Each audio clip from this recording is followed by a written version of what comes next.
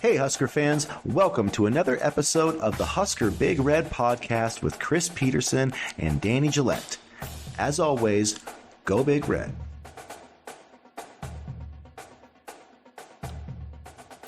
Hey, Husker fans, and welcome back to the Husker Big Red YouTube channel. My name is Chris Peterson, and joining me as always is Danny Gillette, and we're back here on Monday morning for another episode of the podcast. Danny, how you doing up there? You freezing in Massachusetts, or staying alive? I am, and it was very windy here yesterday, so I just stayed inside and watched a classic Dallas Cowboys playoff choke game by in a dominant statement by your Packers, and then I watched honestly probably the best playoff game out of this entire weekend with the Lions and the Rams. That was a really good game. So I kept busy, but yes, I'm cold. I cannot wait for spring, and I hate winter. Yeah, it's pretty cold here, still in Montana, but it was warmed the heart to see the Packers ruin Jerry Jones' season again. So that was awesome. It was fun to see the Lions move on. Got a couple more NFL playoff games today. There's some Huskers playing today too, especially for the Eagles. I know they've got I just am blanking on their names now. Jack Stoll. Cam Jurgens. And then I believe they have one other one, but I know they have Jack Stoll. I'm trying to think who the other guy is, but at any rate, I know there's quite a few guys for the Huskers, playing in the NFL playoffs, over the next few weeks. So that's always fun to watch. Brett Maher was kicking for the Rams last night, so didn't have any miscues. Of course, they lost by 1 point, but not his fault. But was, like you said, that was probably the best playoff game that we've had so far. Trey Palmer today too. Oh yeah, Trey Palmer, Levante David for the Bucs. That'll be a fun matchup for Tampa Bay. See if they can knock off the defending NFC champs. And man, that NFC bracket really opened up with the Packers knocking off the Cowboys. So it's kind of wide open right now. It did, and you know what? There's no clear favorite, I think, in the NFC. I wouldn't be surprised if the Buccaneers gave the Eagles a game today. The Eagles have been sliding a little bit, so hopefully for the Eagles' sake, it's just regular season slow finish and then turn it on in the playoffs. But I don't think the Eagles are as clear cut to go back to the Super Bowl as they were originally thought they would be. Yeah, they've been struggling here in the past few weeks, so we'll see what happens tonight. And before we get into some Nebraska recruiting talk here, if you haven't already, please do us the big favor of hitting the subscribe button to our channel. Hit the like button, get into the comment section. That helps, it helps us out, helps people find our content. So if you can do that, we definitely appreciate that. But there, not a ton of things going on right now. We're getting into, the winter period. We have the early enrollees getting on campus for Nebraska. We have the Polynesian Bowl coming up this week. So, there are some things happening, a big junior day coming up next weekend. But the first thing I wanted to touch on, I don't know if you have seen this, but Nebraska has been in contact with the JUCO defensive tackle, Dylan Chrisley. I actually had the chance to, exchange some messages with him yesterday. And basically, this kid is 6'1", and he's 275. I read an article by Brian Munson where he said that the 40 time was 4.48, and I just wanted to verify that. So I straight up asked him, like, was that a typo or is that correct? And he does run the 40 in 4.48, he said, and he does the 225 bench press 40 times. He can do 40 reps of that. He had 11 and a half sacks last season.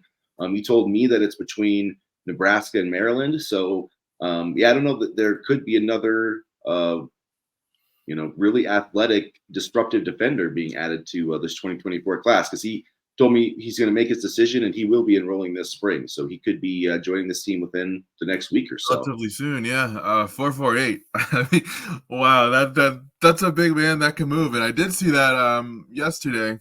And I mean, you could always use more defensive tackle depth. And I always go back to even 2 seasons ago, and the position was not strong at all in terms of depth, and now it's a position of strength on the entire roster. So I would love if he came here. I mean, it's one of those things where, sure, maybe you don't need a defensive tackle, but how are you going to pass up on a defensive tackle with 4.48 speed? I mean, it's one of those things where you take a flyer and see if it works. I mean, you look at a guy, and I always kind of I read it and I thought about James Williams, who played earlier this year, and kind of a guy that's not, an All-American or going to make any headlines, but one guy that could be a sneaky under the radar type of player.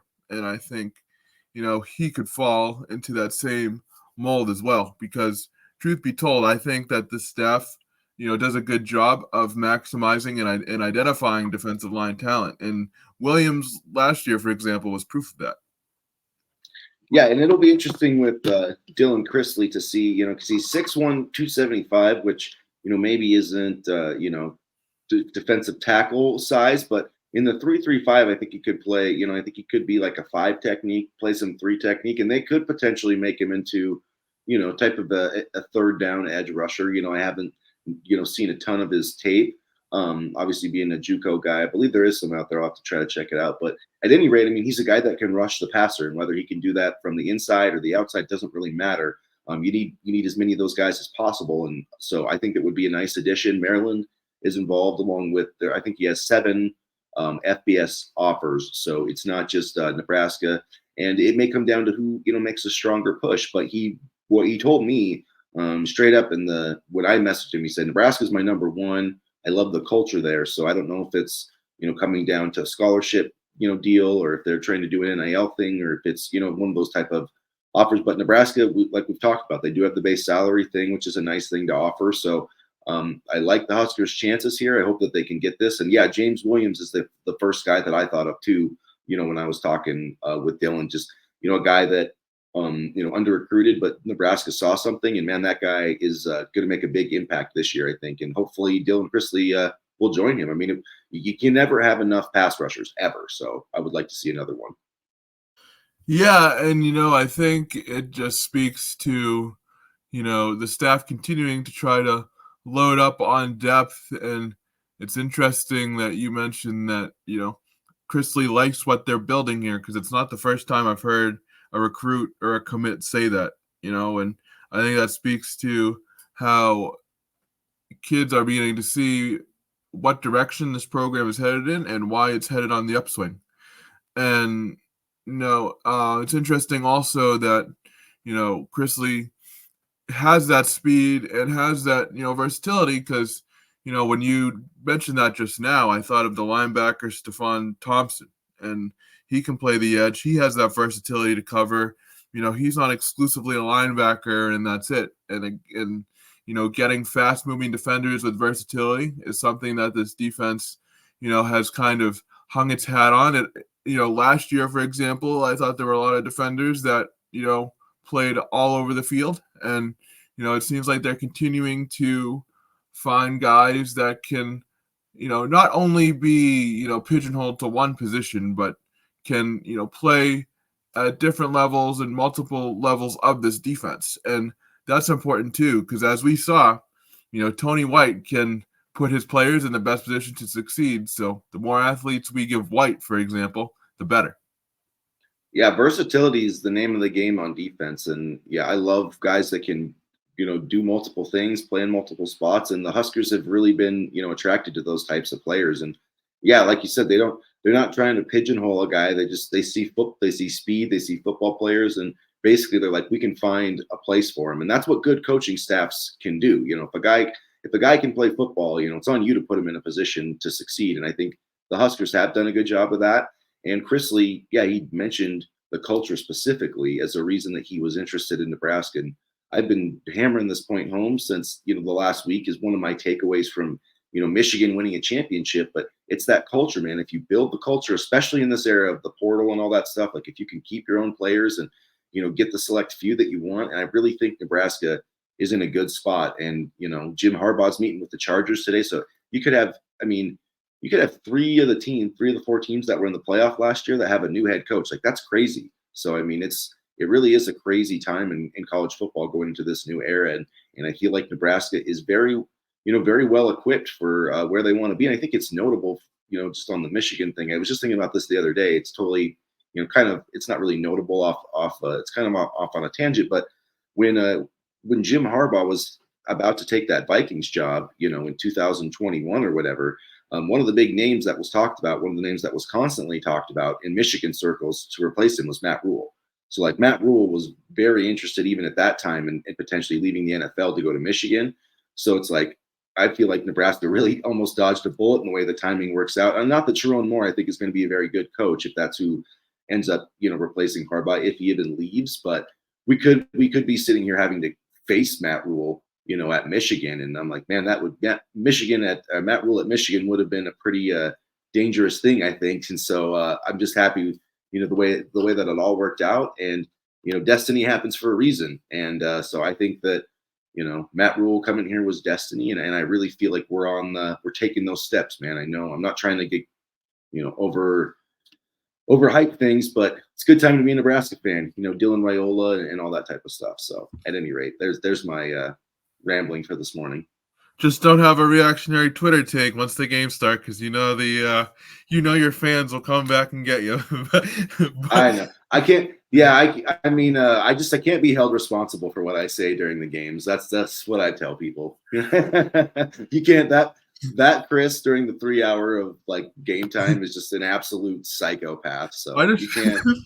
I just try to stay off. I try to stay off and stick to a thought here and there. But anyway,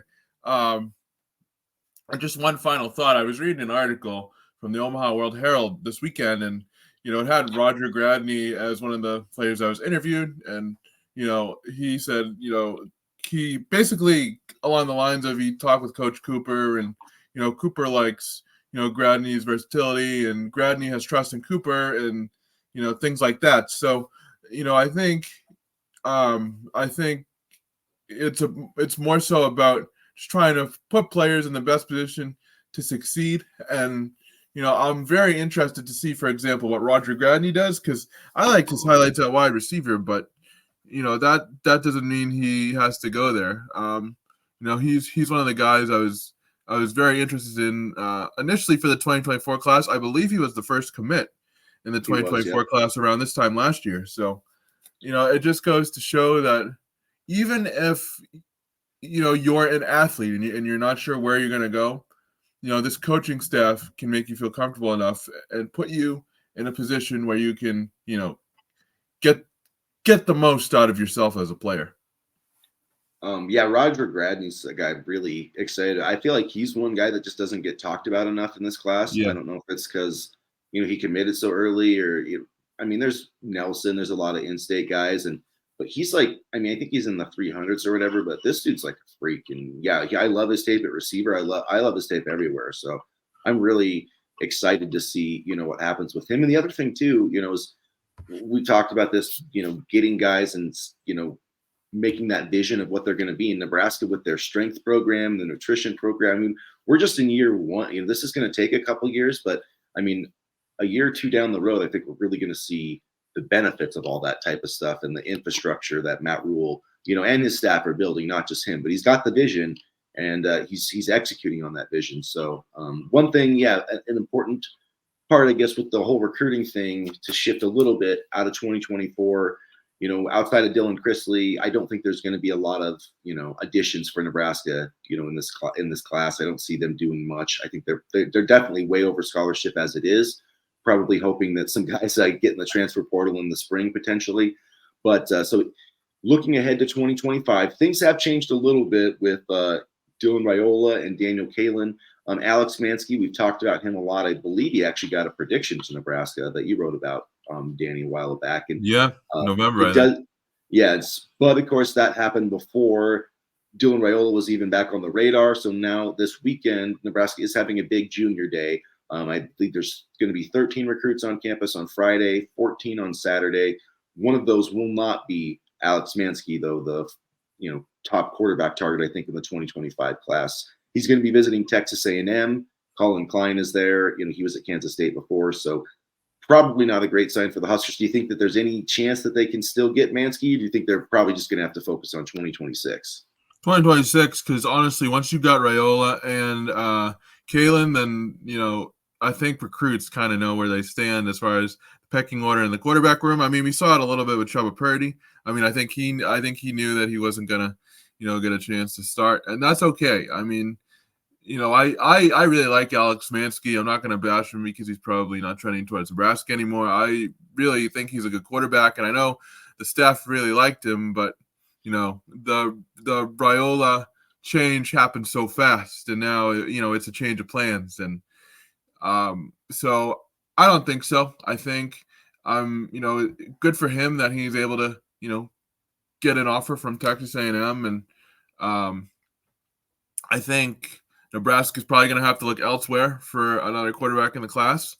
But I will say I saw Dayton Raiola throwing, I believe, with his quarterback coach, and hopefully we have an inside track to him because I think he's going to be an absolute stud. He's got a good arm, and I guess good quarterback play runs in the family.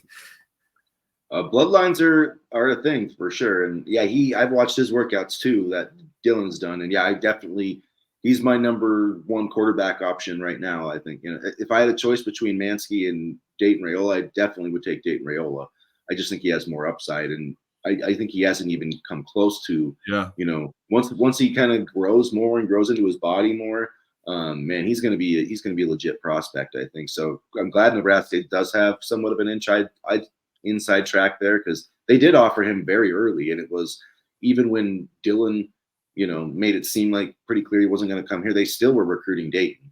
So I like where they stand in that regard. And with Mansky, it does make sense because if you think about it from his perspective, if he committed and signed with Nebraska in the 2025 class, which would be next December, right, then assuming that Dylan Raiola starts this year and Daniel Kaelin redshirts, then Alex Mansky is going to be coming on here as a true freshman with Daniel Kaelin as a redshirt freshman. So, I mean, even if all that stuff worked out, I mean, unless he was able to beat out Kaelin, which I don't think he's going to be able to do. I mean, he had like 1 year of starting at Nebraska. So, I mean, it just wasn't going to work out that way. And Texas A&M is a good place. And Klein, I think, had ties to him, when he was at Kansas State too. So it makes sense. And there's another coach at Texas A&M with ties to Nebraska, whose name I'm blanking on right now, who also used to have ties to the program. So I can't remember his name. I'll look it up while you're talking. But yeah, so at any rate, that's kind of one thing that's happening on the 2025-26 front. In terms of this junior day, some notable 2025s I think that are coming to campus. Obviously, Tyson Terry, who's committed, is going to be on campus. Christian Jones is going to be there on Friday. There's a bunch of other 4-star prospects, one 5-star prospect that's going to be on campus actually in the 2026 class. Offensive tackle Jackson Cantwell. Nebraska has been in the mix for some of these top tackles. Brandon Baker was one of them. Still a little bit a ways down the road, but it's good to see him get on campus again for the Huskers in that role. Yeah, more offensive line talent. And I'll tell you what, it's a little bit of an easier sell when you have Danny Kaelin and Dylan Raiola in the quarterback room. I mean, you want to, as an offensive lineman, and I'm sure you know this, you want to make sure that you know where your quarterback is going to go, that you have a confident quarterback, and, that your work is not going to be for naught. And I think these two quarterbacks, meaning Raiola and Kaelin, are a pretty easy sell for the linemen. And so, you can never have too much of a good thing on the offensive line. Keep building the pipeline, and I'm very confident. Dave Remington actually expressed his confidence in Donovan Raiola in an article this weekend. So I was once ready to write Raiola off, but he's impressed me with his recruiting and how the line improved last year. So if we got a good thing going in the program, just let him do his thing, and hopefully it produces good results. Because I'm not going to complain about, for example, 2 All-Americans on the line in the 2024 class. So I'm still seeing pictures and videos, from Gibson Pyle and Grant and even Carter Nelson, and it just looks like they've built a brotherhood within the class, which is also great to see because that type of team mentality and effort and continuity in terms of being a program and not just a bunch of players put together is extremely important. And sure, culture is a buzzword, for a lot of people and things like that, but for this program after where we've been the past 5 years or so, I think it truly matters. Yeah, definitely. I believe that it matters too. And looking at this junior day this weekend, I'm just trying to give you a rundown on some of the guys. Andrew Marsh is one of the guys that's going to be on campus. He's number 18 overall in 2025, according to these are according to He's the good. On3 Yeah. industry rankings. Yeah. Chase Lofton is another guy, another key Right on? in-state recruit. Yeah. Yeah. So he basically right now you have Christian Jones is the number 1 ranked recruit in Nebraska. Chase Lofton is number 2. If you haven't been following the Chase Lofton recruitment, he's 6'5", 200 pounds out of Omaha. And really, he's been getting a ton of SEC offers. Like A&M's been in the mix, Oklahoma. So it's good to see him. He's actually going to be on campus, according to On3, Friday and Saturday.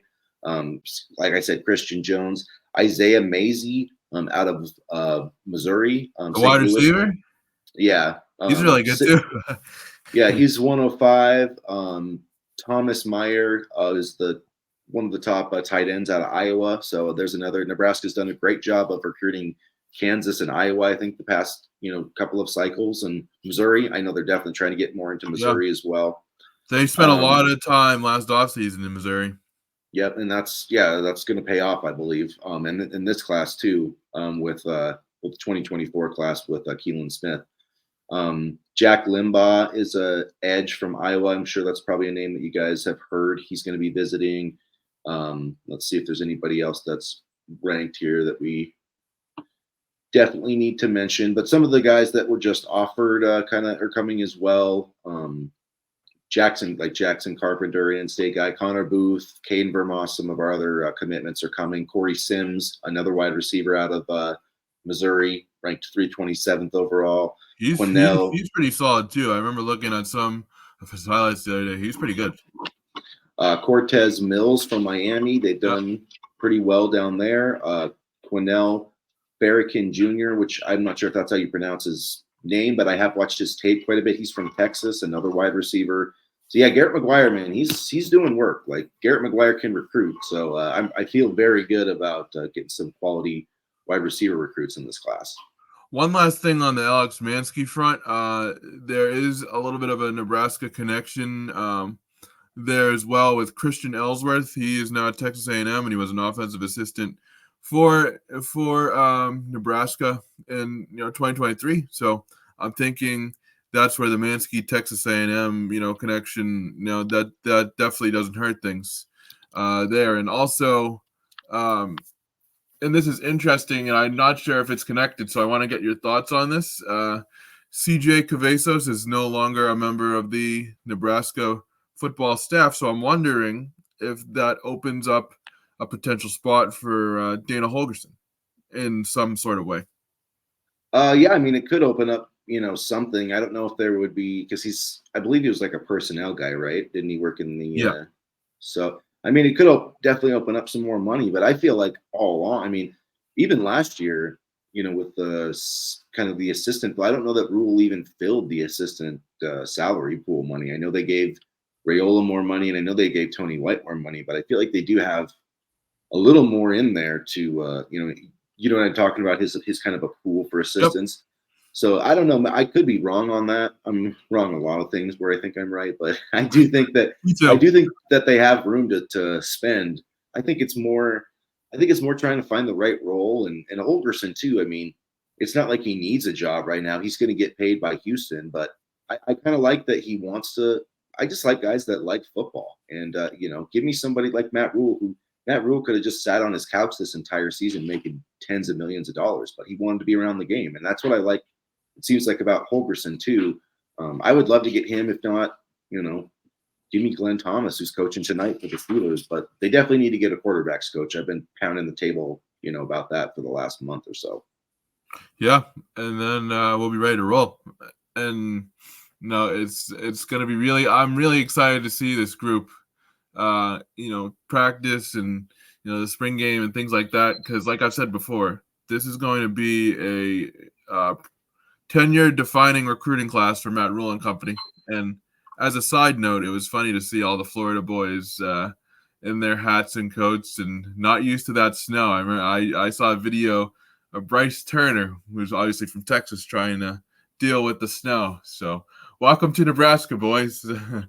Yeah, getting out in those mat drills and getting them in the snow. That's I did see that. That makes for great stuff though, and you do have to embrace it as a as a Nebraska player because you're gonna have to play in the cold. Like that's how it's gonna be. So I love it, and it's interesting, but it's they've been getting those Florida kids for a while, and hopefully they can get acclimated to the snow here quickly. Well, they've been getting them, but they haven't been able to get them to stay.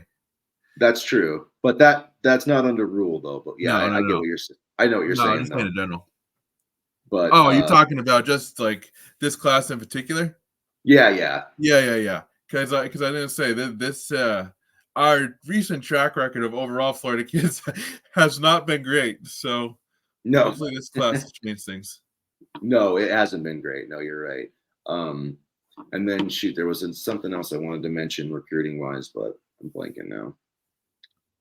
At any rate, I do like where the Huskers, are headed with the, their in-state recruiting. Oh, that's right, the Polynesian Bowl. I did want to mention the Polynesian Bowl. I knew it would come back to me because you were talking about, watching these quarterbacks. So you're going to get a chance, Nebraska fans, to get some reports on Dylan Raiola this week. That game will be Friday night. I believe it's at 7 Eastern on NFL Network.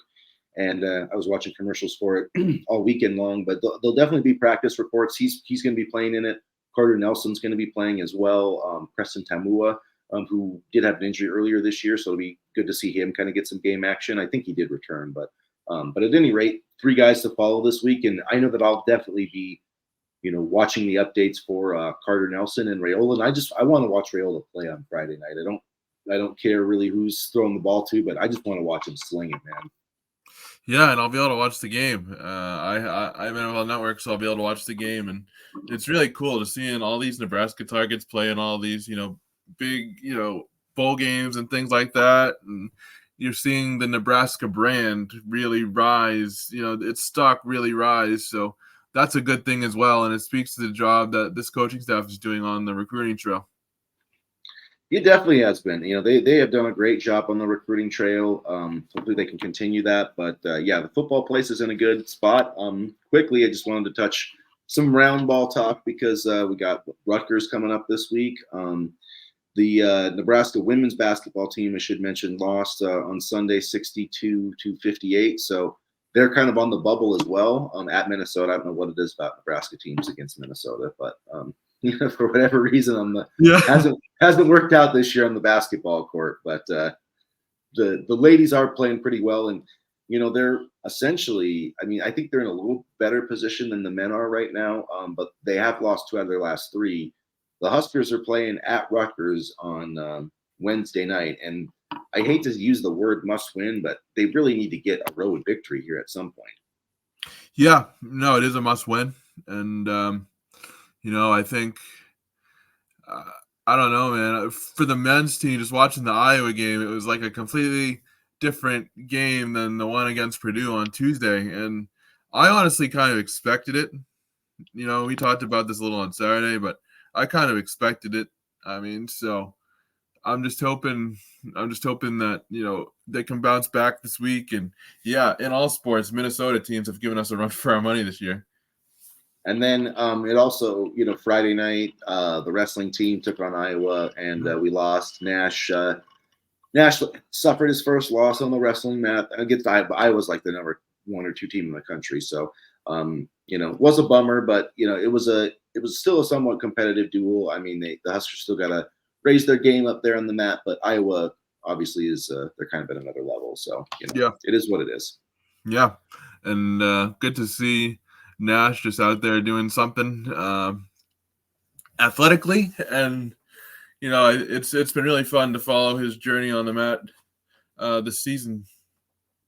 And I'm wondering too, like how much because he's at 285 to wrestle. I think he said he's going to get up to like 310, which would be maybe like 15 or 20 pounds lighter than last year, and like that kind of I don't know, man. I feel like that could make him a better pass rusher. I mean, I feel like he's still going to be able to command the run defense very well. So I don't know. I like our defensive line a lot going into next season. I don't think there's very many teams, like maybe Michigan and Ohio State, have better defensive lines than Nebraska. But I mean, outside of that, I guess I don't know Oregon that well. I'd have to study their D-line more, but I feel like our defensive line is pretty, in the top, definitely in the upper echelon of the Big Ten next year. And that's the 18-team Big Ten. I'm bummed we don't play Michigan this year. McCarthy's gone, so. I know they're still I think they're gonna be better than people think, though, because they got a lot of their guys back on defense.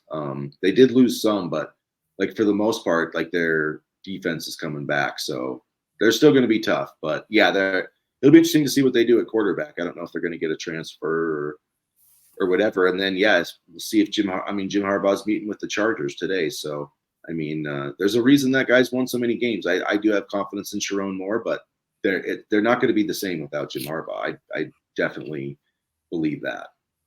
So there's your basketball talk. Always goes back to football. Yeah, there's your basketball talk. We'll probably have more on that game, that Rutgers game on we do our Wednesday morning episode.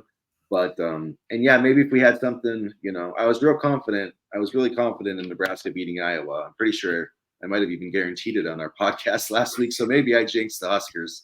I don't know. I've been waiting for like some Iowa person to like clip that and show it to me, but it hasn't happened yet. So it was a little bit of a trap game, I felt. I mean, we were still riding high from Purdue, and like I said on Saturday, I thought Eli Rice played really well, and Josiah Ali said something interesting. Something to the effect of, we seem to get into a rhythm and then we lose, and he's right. I mean, it seems like despite the big win at Purdue, I mean, they struggled against Wisconsin, struggled against Iowa, so they're hitting a little bit of a rough patch right now. And I think the game against Rutgers is going to be a big one. The one thing I'll say is that they have, when they've had rough moments, they've bounced back. When they have the Creighton loss, they bounce back. And I shouldn't have said that they haven't won on the road, because they did beat Kansas State on the road and Oregon State on a neutral floor. But you still got to rack up some conference wins. And like Fred pointed out, in the NET rankings, which are a tool used by the committee, margin of victory or margin of defeat does really move your ranking up and down. So you can't be getting beat by 20 points on the road. So they definitely, at least, even if they lose this game, they cannot get blown out again. They've got to get, playing better and start winning some road games here at some point. Because Rutgers is tough. It's a tough place to play. Yeah, especially at Rutgers. Rutgers is a much different animal at Rutgers. Yeah. If only their football team was their football crowd was tough, then they'd really have something. But and one thing, I haven't studied their team yet for the preview that we usually write, but historically Rutgers has struggled as a shooting. They've been a very good defensive team, but not a great shooting team. And if that is still the case, I think that matches up pretty well with Nebraska, because that's just what's killed them against Wisconsin and Iowa. And what's frustrating about it is that Wisconsin and Iowa were both Wisconsin was averaging 6 some 3-point makes a game, and Iowa was in the low 7s, and they both made they doubled their season average against us. So that's when got to get that fixed. There was nothing, to be completely honest with you, there was nothing special about that Iowa team that made me think that, oh wow, they're so unbeatable. Wisconsin, I thought, was severely underranked. I thought they were really, really good. That Iowa loss Friday, though, frustrated me. I didn't think they were good at all, honestly. It was one of the worst Iowa teams I've seen. Yeah, I agree. Wisconsin's when that Connor Esigian guy's coming off the bench hitting 4 threes, that team is really good. And but Iowa, I just felt like it was too often. Iowa's not a great team, but they can score. And if you give them open looks, they're going to make them. And then if you let guys get hot. So I just felt like the defense let Nebraska down really badly in that game, even worse than Wisconsin. Because like you said, Wisconsin's going to be a top 4 seed, probably not overall, but they're going to be a top 2016 seed, you know what I mean, in the tournament. But as a basketball fan, they're going to be fun to watch in March. Yeah, they are. They shoot the ball really well, and they hopefully will represent the Big Ten always has these teams that play well, like Purdue, and then they just fall on their face. And the other thing too, man, Michigan State's got to start winning. My God, maybe they won yesterday, but they lost to Northwestern, so they gotta win to help our resume look better.